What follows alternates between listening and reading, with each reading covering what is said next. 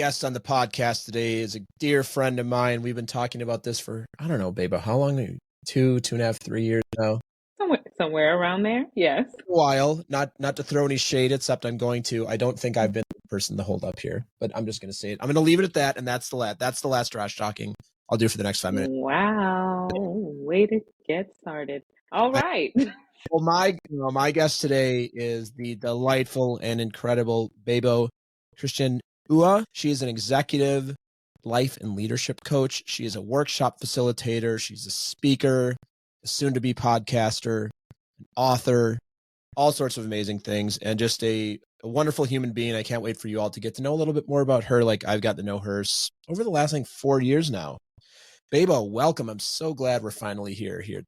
Getting near the end of October 2023. We're making it happen. We always make it happen in some way. We do indeed. There is one thing I have to let you know because my Nigerian people will kill me. It is Ewa. Ooh, not Uwa. Yes. Ooh, yeah. Well, say it again for us. Ewa, but it's Ewa, but there are different pronunciations. Yes. But Ewa. Ewa. And there we go. Mm-hmm. Making them see, I throw shade at you, and then I make a fool of myself, and here we are. This seems about right for the way this podcast is going to get started. I apologize. I mean, this is our partnership, isn't it? This is our partnership. This is why we have fun. So, Bebuo, I thought what we would do today is maybe start by sharing a little bit about your journey. And you mentioned that you're Nigerian by descent, and that there's some things there. You're in New York City now, and you've been on a real personal development journey over the last probably I think it's been about 7 years, if I'm not mistaken, 6 or 7 years, maybe even longer.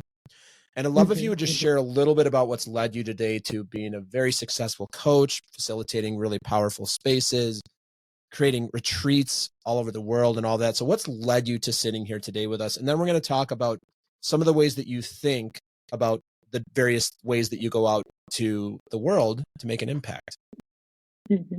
Yeah, I think what led me here is a combination of personal and professional experiences from young.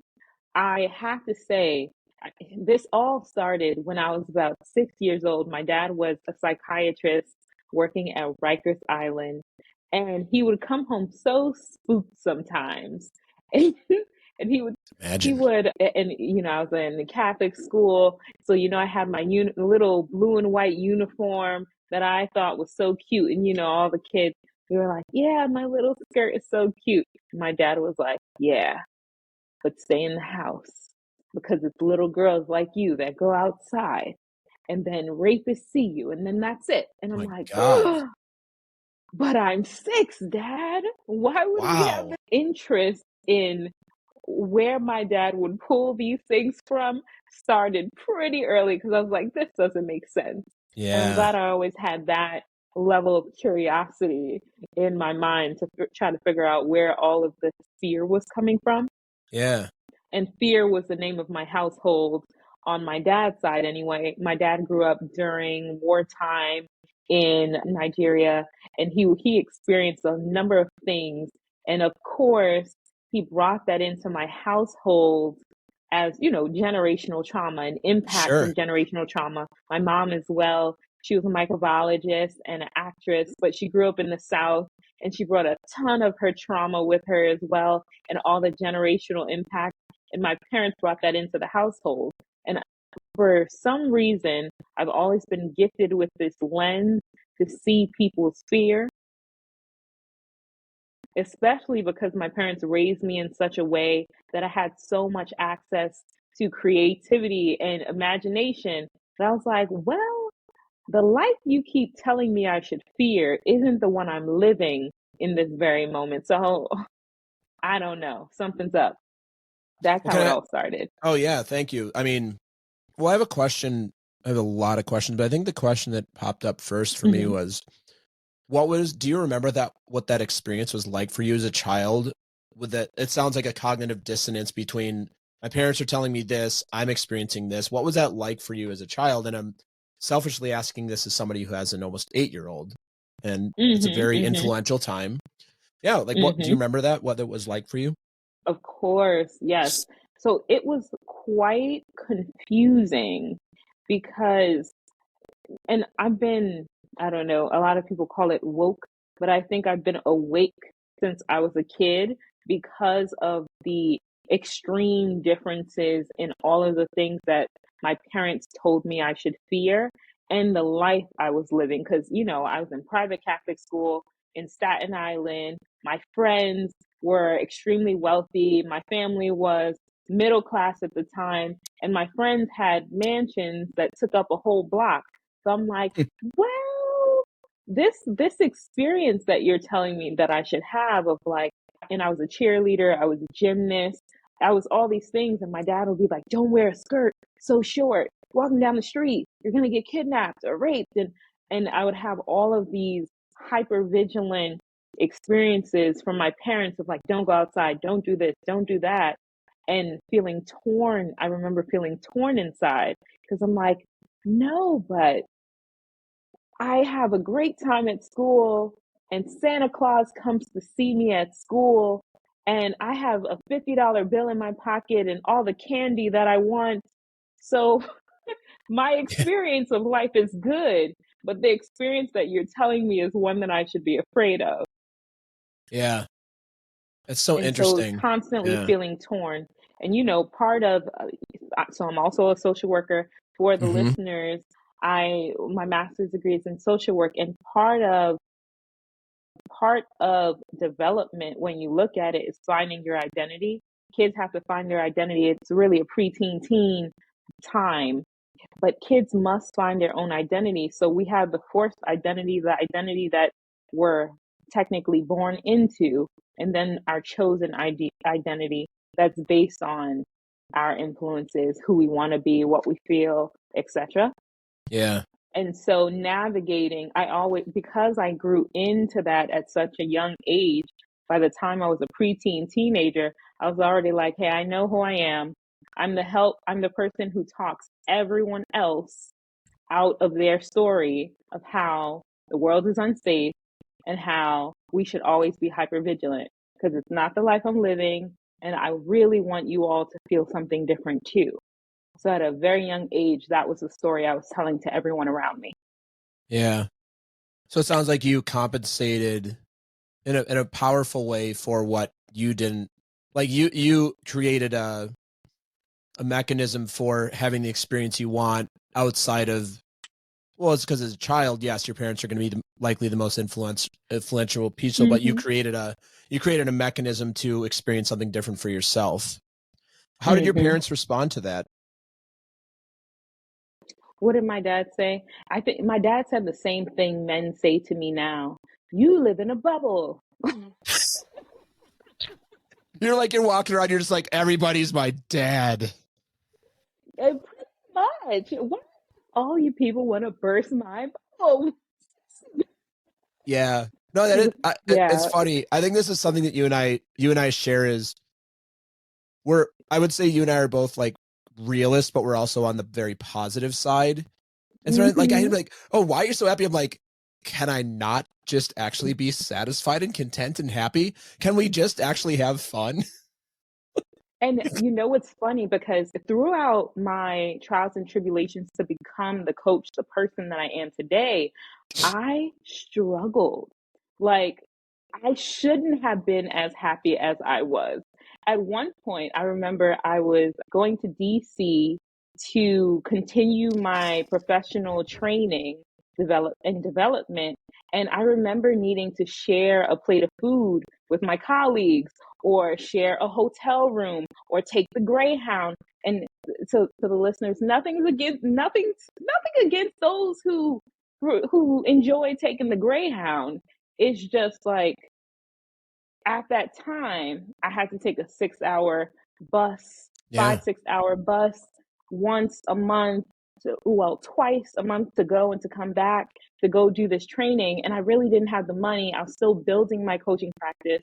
And I came in from working in social work where my clients had no money. They had government Yeah. assistance or they were middle class families. You don't really see well to do people engaging in the social services system, in the welfare system. And Right. so the families that I was working with really didn't have access. And that was my network at the time. But back then, I was I was participating in things that required a large amount of expenses to be poured out. I barely had it. I was still working as a social worker. So I'm making maybe 40,000 in one job, which is insufficient. I mean, I live in New York. Yeah, you live in New York. Nothing else to say about that. Yeah, I live yeah. in New York. And even on top of that, working additional 20 hours a week in another social work job just to add on more money on top of building my coaching practice. I was struggling. My family, my mom was misdiagnosed with MS at the time, multiple sclerosis.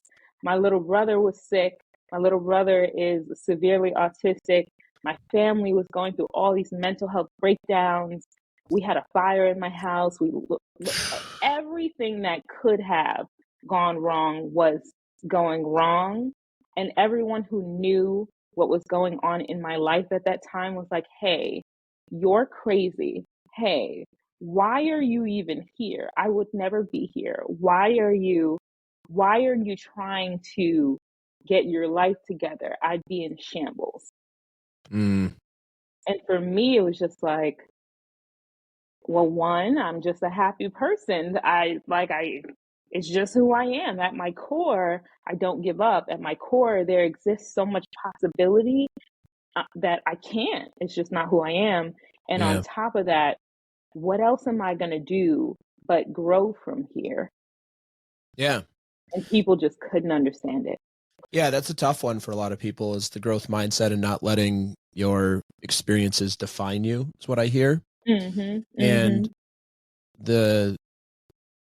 unfortunately, my experience is a lot of people just they can't get there themselves. And you know this better than I do. You're, like I said, you have a master's in social work, you do that work, you do a lot of coaching work. So you know that some people have what I would say is a therapeutic block. So Bebuo, I think this is an interesting topic around being the way we're trained in the same coaching programs. We call it being at cause for what you want. Mm-hmm. I think the more normal, non-jargony way would be like just be responsible for what it is that you want. Now, I will say, I think there are some people that have therapeutic blocks to doing that, for sure. I look at some people in my family, and then a lot of other people just they literally don't know how, because that's from family of origin story or all of that. And I want to go back here to talk about, I'm really curious. I've never asked you this before. Was it a pretty much foregone conclusion what you were going to do once you left high school in terms of your next education? Where you were going to go into some sort of people? Absolutely not. First and Not. foremost, what? When I was in high school, I was building robots and schematics. I wanted to go into tech. I was a tech nerd.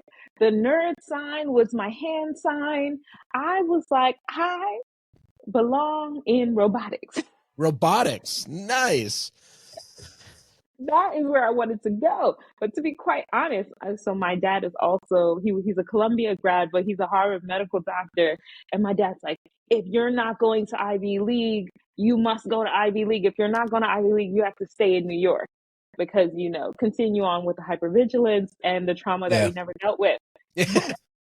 And, I'm in my rebellious teenage years of like, listen, man, I'm not going to Harvard so you can have that check box. I'm not doing it. But at the same time, I was like, I should go to Harvard so I can get out of here. But I ended up not even applying. I applied for St. John's, Morgan State, Harvard, and oh my God, there's another college up in New York, and I forgot the name of it, that I got another full ride to. But Morgan State had given me a full ride into their MBA program. St. John's gave me a half ride straight into their law program. I had all these full ride opportunities, and then my backup school was CUNY John Jay. And my dad's like, you didn't apply to Ivy League, so you must go to John Jay. Like, they didn't even give me a scholarship. Like, I'll pay for it. What? How ridiculous. But at the time I was on the cusp of rebellion, but I wasn't rebellious because I was too concerned about all those risks that my parents kept playing in my mind. Yeah. It kept saying to me as a child, that kept playing in my mind. So honestly, I went to John Jay. I studied psychology, of course. Yep. I followed my father's footsteps, but I needed some type of balance. So I went into theater arts because I kept living my life in this hypervigilant state. In high school, I was also a peer counselor, and I partially ran one of my mom's businesses. And so I was always helping other teens who were experiencing rape, who received all these STIs and were having all these experiences. So I was like, whoa, you guys are having so many experiences out there. I don't want that. And so it was more evidence for me to keep living this hypervigilant life. Yeah. Yeah. And so you Yeah. did that. You went through your educational program. You came out with a social work degree. Let's talk about coaching, because that's how you and I know each other. That's how we met. Mm-hmm. How did you end up deciding to go into coaching? Mm-hmm. So at the time, the organization that I was working with started to implement more coaching concepts inside of the social work delivery, like our methodology for providing services. So I was doing in-home therapeutic work, and at the time I was taking trainings on coaching, and I attended this one training, and I got to experience coaching from this place of more access to possibility, more access to change. And that was the thing that I felt like was missing in social work. I kept working with families who had to work with me, but they didn't want to work with me. So it was only, yes, sure, I had a great success rate with families, but they didn't volunteer to do the work. And we all know that if you're actually committed to doing something, you're more likely to continue to do it. Yeah. And coaching seemed like the access point for working with people who actually wanted to do the work. And to be quite honest with you, the pay rate was so much better. What? It was. Yeah. It was. What? I mean, the tuition fees were way higher as well. But and here we are. the potential was there. Yeah. So you've been studying the human mind and the human heart for as long as you've been alive, pretty much. Pretty much. Because I actually used to sit up and open my dad's med school books and just look at them and draw in the human anatomy, and I would just color over the human anatomy as like a 5-year-old. I don't know why. Don't ask me what was going on. Yeah, we'll get a therapist in here to dig into that one, deeply into that one. You're like, I just want to know like what's inside of them. So now you've been doing this sort of work. You left social work. You're doing purely in running your own business. I know you do a lot of partnerships with some really great firms and such. One of the reasons I wanted to have you on is to talk about and have the audience glean some wisdom about how you design experiences. I know you do a lot of experiential work. I think one of the reasons you and I get along, we've done some personality assessments. I think we're both extroverts. We're both similar in like DISC assessments and such. I think we have similar Clifton strengths. So I'm always really interested in people that like to create group experiences. And I know part of the reason you do it, Bebuo, one, it's a fun way to do business, but you also genuinely enjoy it. And you see I know a lot of people who are like, I need to do group programs or retreats or something. They don't like it, but they have to, it's like a have to. And I know you genuinely love it, and it shows in the level of care and love you put into it.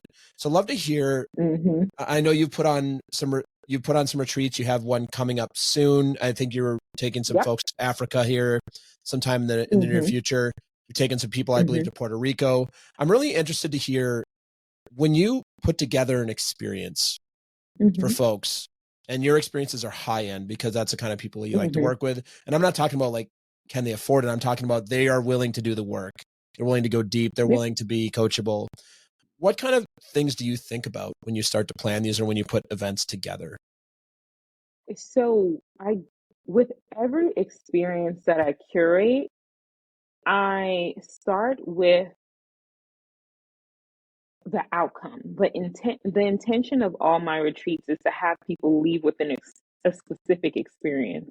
And so it's a culmination of whether it be a well-being specific intention, Mm-hmm. or it's like, hey, I really want us to play. I want us to have more fun in the wild outdoors. I want you to have more fun than you ever have in the past few years, That's cool. while also doing the in-depth internal work. We're having the intimate group conversations. But outside of that, what goes into it is like a meat of luxury, amazing cooking, and Got to do the fun. food. Like, You got how to do do we the have food. fun? You got to have good food in Yes. any event. It's like hmm so you So curate. that's why we call it the playground. Yeah. So right, and that's your brand, as you call it, the playground. As you're hmm thinking about the overall experience, when you're thinking about the work you're going to do together, I think one of hmm the things that you do well that a lot of people, it's kind of hard to understand what for, other than I'd like to go and hang hmm out with some people in Puerto Rico or South Africa. How do you have people understand? Because I know you do fun work, but there's also emotional work, and like there's hmm potentially prompts that have people get emotional in a positive way. It's all like self-development hmm work. How do you help people to understand what they're doing? Because even if you Yeah. can easily afford it, if you can easily afford it, I would also say you have a limited amount of time, usually. Yep. Yep. So how do you have people go, okay, not only am I willing to pay for this, but I'm willing to invest my time and my emotional energy into it because Yep. it's important. So like, love to hear more about what you do there.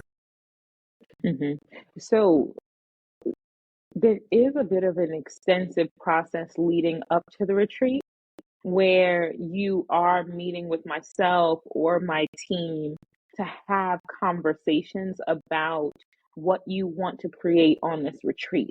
Like, what is your intention in attending? Because, sure, I have my intentions, but I also want to know yours.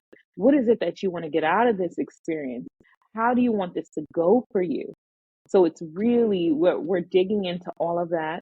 And on the first day when you touch down, part of the experience is to meet one to one with one of the coaches on the team and have a conversation in person about what you're creating and how you're going to slow down to be in the moment. Because Mm, part of it, for some people, the whole, like for some of the executives that come on these retreats, some of their whole reason for being there is, can I slow down enough to actually even be here, to be present in mm, this moment? And amazing. their whole intention for the experience is, hey, can I be connected? Can I be connected? Can I be here? And what takes me out? What can I be with? That is, I didn't think about that. So they're proving to themselves, like, can they actually do it? That's really hmm interesting. That's really interesting.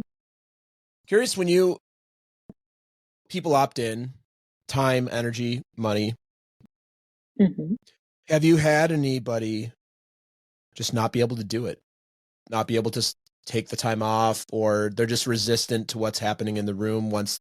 And like, how do you address that as the, kind of leader of this? I think that's an important thing, because we know that from a business building perspective, those are your best salespeople, people that go and have a hmm great experience, and not that you're having, but people that come have an amazing experience with you are going to be the people that are then going to go say, hey, I had this amazing experience, you should do it as well. How do you hmm address it? And I had this happen to me recently. It was in a training. When you have somebody who's a detractor to the room, is the way I would put it. A hmm detractor to the room. I know Yep. you and I have been in rooms together where we have that. It happens to me hmm sometimes. And I'm sure this happens on retreats as well, even though people have opted in, they're there, like they're detractor, or they want to play the role of challenger. Because I think a lot of the executives that you work with, that's what they do all day. They're constantly challenging the hmm status quo. So like, this is all I know how to do. How do you address that to make sure that you're, hmm and keeping an eye on the rest of the room, that everybody else is getting the experience that they want? hmm Well, it's funny enough, part of why people hire me to begin with is the way that I deliver feedback. It is the way that I can get in there, meet people where they are, and say the thing that they need to hear. And so, of course, I've had leaders show up to some of my retreats with like a 4-computer setup, like, no! And I'm like, okay, we'll wait for you. You're going to wait for me? Mhm. We're going to wait for you. We're all going to sit here and wait for you. So Oh, that's fun. technically, people are actually waiting for you in your life. They're waiting Yeah. for you to close up shop to be with you. But now we're intentionally doing it on loudspeaker, and we're going to sit here and watch you and wait. Oh boy. I can imagine that would elicit a variety of responses for people. 1000%. But they get to be with it, right? And Yeah. that's it. It's experiential work where you get to be face to face with yourself. Okay, and to be quite honest, like a lot of the leaders and people who can attend my retreats can afford to do like a $40,000 trip somewhere, $80,000 trip somewhere. Although that's not what my retreats cost, folks. But although they can afford those things, they might attend and never actually be there. They might walk Yeah. away from those environments and still feel burnt out, disconnected, and potentially can't even remember what they were doing there. Yeah. That's So my normal. retreats give access to really being connected and also being with your other stuff. And it's all about a choice, right? For me, Yeah. it's all about choice. So I invite you, you can come sit down in today's workshop or tomorrow's workshop and be here. But do you want to? You have permission. This is a choice. Every piece of my retreat has a question mark on it for you. Are you in or out? Mm. And if they're in, the expectation is they're in, and if they need to be out, because folks are out for a variety of reasons. I'm out sometimes too, like family, significant other responsibilities. Like that's actually quite normal. I mean, that's completely normal when you talk about anybody who works in a business. They're going to be out sometimes, and that's so. What I'm hearing there, I think one of the things I see you do extremely well is invitation, not expectation. Yep. Which is hard for people because in a business context in your job, it's not really an invitation. It's a straight up expectation. We're paying you to do this and you're doing this. And the ability to create that space. I'm processing this now because we've never had this conversation this way. But the thing is, what do you do when you're just invited, but you're not expected? How do you show up? What do you do? Because you self-selected to be here. Yeah. And you're like, oh yeah. Like you said, because being present with your family at home is an invitation, not kind of an expectation, but sort of not in some ways, because we've set that expectation for our loved ones. Or if you're single or you're dating, like, what's that like? Are you on your phone the whole time? If you're with your friends or you're like all the other places that we play, and most importantly, for yourself. Well, I think for ourselves, it's always an invitation. Well, I think we relate to it. I know for me, I'll speak just for myself. A lot of it feels like expectation, but it's actually just an invitation. And that's the part that I was going to get to also. I think for all the listeners out there, this is a challenge for you all as well. How would life be if everything was an invitation? If you had the ability to create everything into an invitation. And that's a lot of the work that I do in my workshops and retreats. It's giving people access to choice. Yeah. Because when you can choose, then you can create. And however it goes, you get to own it because you're deciding. So imagine, and it's an opportunity to just simply look at everything from a place of, okay, I get to choose. This is an invitation. And it's arguable, but how you show up at a job is an invitation because you can show up a number of ways. You can show up in a lot of different ways in a job, and you can arguably get the same result, but it's a matter of how do you have the people around you feel. And how are you walking away from that experience? Because you can There's some people, and I share this all the time, but I know some CEOs and C-suite leaders who work like a 60, and some entrepreneurs and owners of small businesses who work like 60, 70, 80-hour weeks, but they're like, I love my life. Yeah, And then I know totally. some people that work 20 hours a week and they're like, everything sucks. This is a Totally. horrible experience. Oh my God. Oh yeah, It's exactly. all perception and This is choice. yeah. This is a whole man, this is a whole other podcast here, what you're saying now about this hustle culture or the not hustle culture or the Mm-hmm. find the thing you love because then you work 20 hours a week or 10 hours and you're on a beach. And like, I call bullshit on all of it. Like, I think Mm-hmm. this is where I think most people I know and that I work with and that you work with, if they love it, if they're like, hey, I worked 75 hours, I'm like, did you like it? And they're like, yeah, I loved it. Did you feel like you gave up And anything? that's it. Especially if people are single, like they don't have like, then Mm-hmm. they don't actually need to be present at home with a significant other or children. Like, I'm like, you do you. Did you really enjoy it? Yeah, I really enjoyed it. Great. Like there's things that I know that I do, could do all day long. I could work 20 hours a day and it'd be fulfilling. I think you probably feel the same way. There's certain things Mm-hmm. that if I said, hey, Bebuo, today you're going to spend 18 hours and you're going to work, but it's going to be these specific things, you'd be like, that sounds great. Because they're like Yep. people with high motors, and there's other people that they just don't have that engine or they don't care, and that's totally fine too. Mm-hmm. So what, as we wrap up for now, what, Mm-hmm. for people listening that hear all of this, Yeah. I know the response that I get all the time, and I'm going to assert it's probably what you get as well, is this all sounds so nice, but I have a lot of expectations on me. I may be the breadwinner, my husband or my wife, my partner, my kids, like church, Mm-hmm. you're like so many expectations. And quite frankly, and I'm speaking for myself, it doesn't feel like a choice sometimes. Mm-hmm. What would you say to I mean, I know you have this conversation all the time. What would you say for those in the audience that you're not coaching and they're just in a one-way conversation with us right now and listening?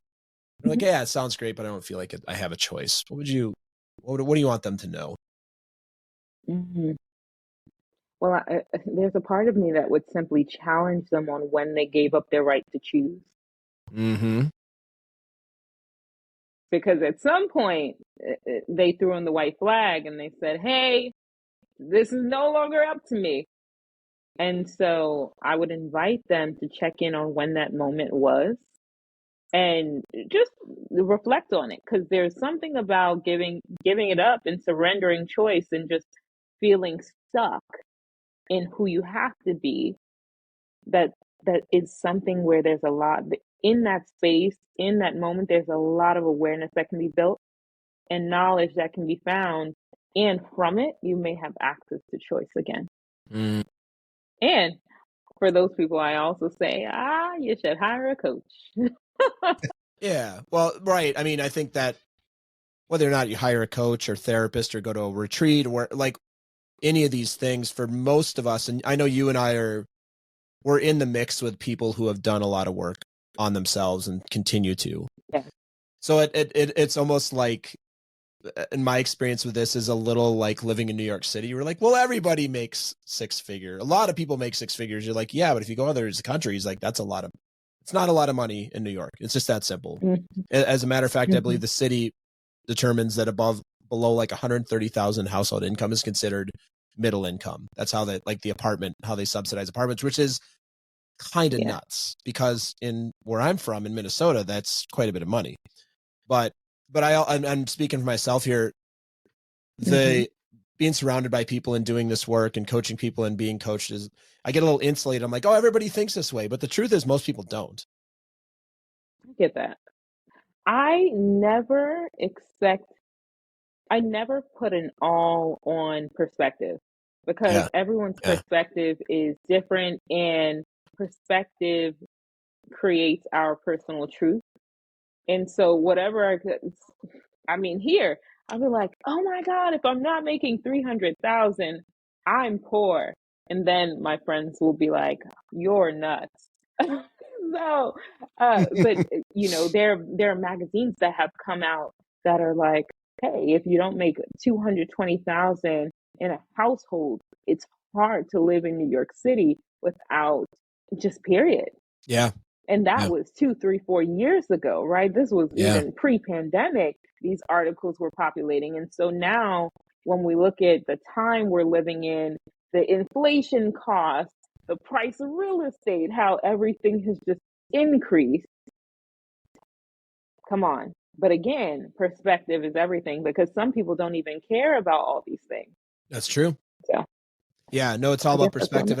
And I was saying that not from challenging you, but more from not challenging you at all, but more like speaking to myself about feeling a little insulated around just being in this space of, oh, this feels nice. And you and I have tools, and I'm not perfect at this. I know you have your days. I have my days. And the thing about hiring a coach, a therapist, going to a workshop or something is that everything you just talked about is really hard to do by yourself. Near almost impossible. My experience of my life, just speaking for just me, and as somebody who's coached a lot of people as well, is what you just mentioned, to see something different or get possibility, to do it by yourself is almost impossible. At least that's my experience. Yeah, you need an external force on you, because it's just it's too easy to stay up, and I'm pointing at my head right now. It's just too easy to stay up there, and the blind spots are everywhere. Absolutely. You know what? Some folks don't hire coaches because they're stuck or want to move something forward.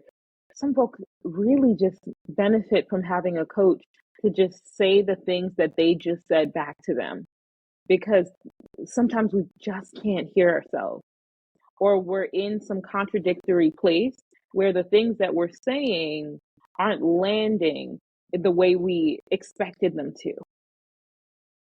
And so that's the benefit of and it doesn't have to be a professional support structure. That's even the benefit of being vulnerable enough to share your inner thoughts with someone else, period. Yeah, absolutely. Yeah, I love that too. For those who are like, hey, for whatever reason, they're not going to do that. Yeah, just the idea of like opening up and saying, hey, like this is actually the narrative, like knowing the narrative that runs in your own head. Like what's the game you're always running on yourself, and just being able to even express that is so powerful. Exactly. Bebuo, we're gonna need to do part 2 of this soon, because as everybody listening, you can tell Bebuo's got a ton of knowledge. It's why we made this happen. You've got some cool stuff coming up. Let's talk about, to wrap up just for today, people want to connect with you, learn more, and anything specific you want people to know. Sure. Well, so first and foremost, I have an event happening November 4th and 5th called Sabotage and Ceilings. That is happening in Flatiron in New York City. It is going to be a great experience. We have a spoken word artist coming in. We're going to have a great time. There will be dancing, laughter, tears, and enjoyment, because that's just who I am and that's how I play. And maybe in that order, maybe not. Maybe in that order, maybe not. But that's happening. So if anyone's interested, you can check that out on my website, execplayground.com. We'll throw that in the notes as well. Website. And we'll throw that in the notes as well. Yes. Please do, or ChristianneCo.com. So that's happening. South Africa's in March, and we're going to Portugal in June, and a million other places. So just sign up for my newsletter and join fun. Awesome, Bebuo. So glad to have you on. We're going to continue this here soon. I know you have some big announcements about what's next for you and what you're putting out there. And just want to thank you so much for being on, and look forward to this was coming fun. back on again. Thank you, everyone listening. Yes. Thanks, Bebuo. Keep up the good work and the good work you're doing for humanity. Really appreciate it. Thanks.